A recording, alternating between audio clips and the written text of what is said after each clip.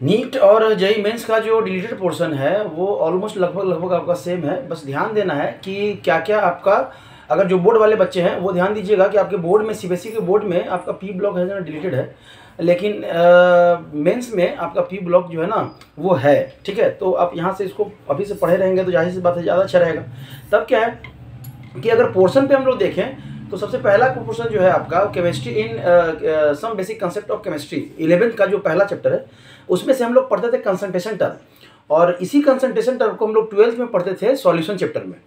इस concentration term में आपका मोलारिटी, मोलालिटी, मोल फ्रैक्शन वगैरह है, लेकिन नॉर्मेलिटी नहीं लिखा हुआ है आपका जो नया जो जैब के थ्रू जो आपका सिलेबस जारी हुआ है उसमें। मतलब नॉर्मेलिटी से रिलेटेड जो भी पोर्शन था आपको नहीं पढ़ना है। अब देखिए, जो एक नॉर्मेलिटी कंसंट्रेशन टर्म है वो किस किस चैप्टर्स में था आपका, तो कंसंट्रेशन टर्म जहाँ यूज हो रहा था वहाँ नॉर्मेलिटी हम लोग देख रहे थे। जैसे आपका नॉर्मेलिटी का क्वेश्चन आपको सॉल्यूशन से आता था, नॉर्मेलिटी का क्वेश्चन आपका स्टोइचियोमेट्री से आता था, नॉर्मेलिटी का कुछ क्वेश्चन आपको जब 12th के इलेक्ट्रोकेमिस्ट्री पढ़ेंगे तो वहाँ आएगा।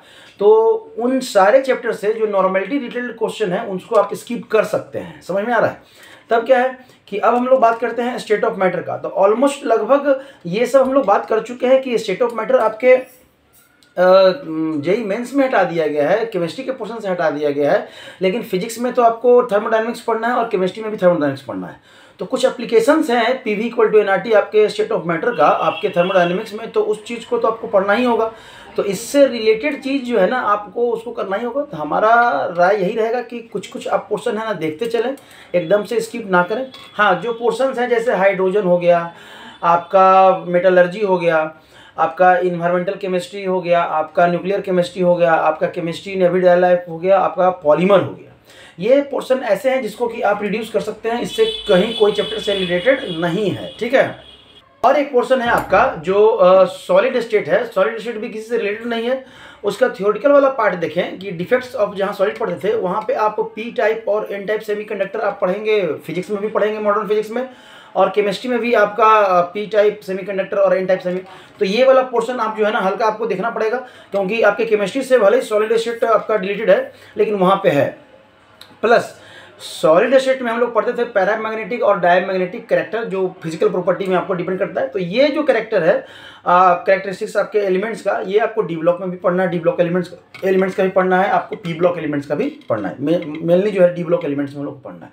तो इस प्रॉपर्टी को हम लोग स्किप नहीं कर सकते हैं। तो सॉलिड स्टेट का स्टार्टिंग वाला पार्ट्स आपका जो जहाँ से आपका यूनिट सेल के बारे में है उसको स्किप कर सकते हैं, कोई दिक्कत नहीं है। लेकिन जहाँ से वो सेकंड डिफेक्ट वाला पार्ट्स है उसको स्किप नहीं कर सकते हैं, उसको आपको पढ़ना होगा, क्योंकि ऑलमोस्ट आपका फिजिक्स में अगर वो रिलेटेड है तो वहाँ से क्वेश्चन आपको वो डाल सकता है, फिजिक्स में वो क्वेश्चन आपको मिलेगा। समझ में आ रहा है? तो जो रिलेटेड पोर्शन है उस पर फोकस करें इस तरह से कि जो रिलेटेड टर्म है उसको कोशिश करें कि आप पढ़ लें, जो रिलेटेड टर्म है, जो एक चैप्टर दूसरे चैप्टर से लिंक्ड है। समझ में आ रहा है? तो यहाँ पे हम लोग देख रहे हैं कि ऑलमोस्ट, अब ये अगर सोच लें कि अगर आप सारे पोर्शन जो रिलेटेड है उसको छोड़ दें तो आप पैनिक हो सकते हैं आप उस समय एग्जामिनेशन हॉल में कि ये पोर्शन तो छोड़ा हुआ था, ये इससे रिलेटेड है। रिलेटेड है मतलब आपका जो भी रिलेशन है, जैसे थर्मोडायनेमिक्स जब डिलीट नहीं किया है तो उसका क्वेश्चन तो आएगा ही आएगा। आपका कुछ एप्लीकेशन स्टेट ऑफ मैटर का भी है इसमें, तो उससे रिलेटेड क्वेश्चन आएगा ही आएगा। आप उस पर आप ब्लेम नहीं कर सकते हैं कि आपका ये पोर्शन डिलीटेड है। तो थोड़ा सा हमको सावधान रहना है, सतर्क रहना है, और इस तरह से जो रिलेटेड पोर्शन है उसको करते हुए आगे बढ़ना है। एक छोटा सा टॉपिक आपको बताए कि नॉर्मेलिटी को भी आप रिमूव कर सकते हैं, क्योंकि आपके वो चैप्टर में नहीं दिया हुआ है। तब अगर बात करें, अगर हम लोग सेकंड चैप्टर की बात करें, ठीक है, तो उसमें आपका लिमिटिंग रिएजेंट नहीं लिखा हुआ है। मतलब लिमिटिंग रिएजेंट को आप जो है ना आप हटा सकते हैं, उसके क्वेश्चंस को आप इग्नोर कर सकते हैं। मैं नीट में तो वैसे भी नहीं पूछता था, अगर मेंस में आपको पूछता भी था तो अब शायद नहीं पूछेगा, क्योंकि वहाँ पे सारे टॉपिक्स तो लिखे हैं लेकिन लिमिटिंग रिएजेंट करके नहीं लिखा है। लेकिन हम कहेंगे कि चूंकि आप पहली बार आप इस रिडक्टेड सिलेबस के साथ बैठने वाले हैं, अपीयर होने वाले हैं, तो कोशिश कीजिएगा कि जो पहले से पढ़ चुके हैं जो बच्चे, वो एक बार हल्का फुल्का रिवाइज कर लें। सिंपल क्वेश्चन अगर आ भी गया तो कुछ इस तरह से क्वेश्चन आपको रिलेट करके देगा कि ज़्यादा आपके उस पर बर्डन नहीं आएगा, आपके कॉन्सेप्ट में आपका ज़्यादा, मतलब उसको कहते हैं ना कि टाइम लगने वाला, तो ऐसा नहीं आएगा। कोशिश करेगा, हो सकता है थियोरेटिकल में पूछ दे, थियोरेटिकल में लिमिटिंग रिएजेंट का आपका क्वेश्चन पूछ दे। तो इस तरह से सेकंड चैप्टर की अगर हम लोग बात करें तो लिमिटिंग रिएजेंट जो है ना वहाँ पर लिखा हुआ नहीं है, तो आप इसको है ना स्किप कर सकते हैं, ठीक है। और भी हम लोग जानकारी लेके आएंगे नेक्स्ट वीडियो में, जिसमें कि आपको रहेगा कि और किस किस पोर्शन से, किस चैप्टर से क्या क्या पोर्शन टॉपिक हटाया गया है, ठीक है।